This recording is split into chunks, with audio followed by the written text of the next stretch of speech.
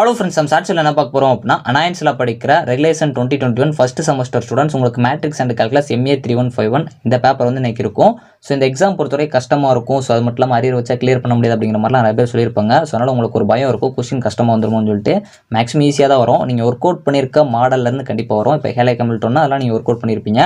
ஆனால் டிஃப்ரென்ஸாக சம் வந்திருக்கும். அதனால் ஒரு கொஸ்டினாக 4-5 ரீட் பண்ணுங்கள். ஏன்னா நீங்கள் ஒர்க் அவுட் பண்ணி பார்த்த மெத்தடில் கூட கேட்டிருப்பாங்க. ஆனால் சம்ஸை பார்க்குறப்போ உங்களுக்கு அது மாதிரி தெரியாது. ஸோ அதனால் ஃபஸ்ட்டு ஒரு 2-3 தடவை ரீட் பண்ணுங்கள். கொஸ்டினை பார்த்து பயந்துறாங்க. ஃபஸ்ட்டு பார்க்கும்போது டிஃப்ரென்ஸாக இருக்கிற மாதிரி இருக்கும். ஆனால் ஈஸியாக தான் கேட்டிருப்பாங்க. உங்களுக்கு தெரிஞ்ச மாதிரி தான் இருக்கும். மாடல்ஸ் பொறுத்த வரைக்கும் நீங்கள் பார்த்துருக்க மாடலில் இருக்கும். ஆனால் சம்ஸ் அப்படியே கேட்டிருக்க மாட்டாங்க. அதனால் கொஸ்டின் நல்லா ரீட் பண்ணுங்கள்.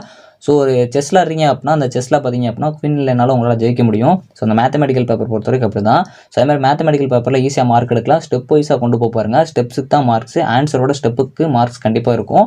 அதனால் பேப்பர் ப்ரெசன்டேஷன் நல்லா பண்ண பாருங்கள். கொடுத்துற கொஸ்டினை ஃபஸ்ட்டு எழுதிட்டு அப்படியே ஸ்டெப் வைஸாக கொண்டு போய் பாருங்கள்.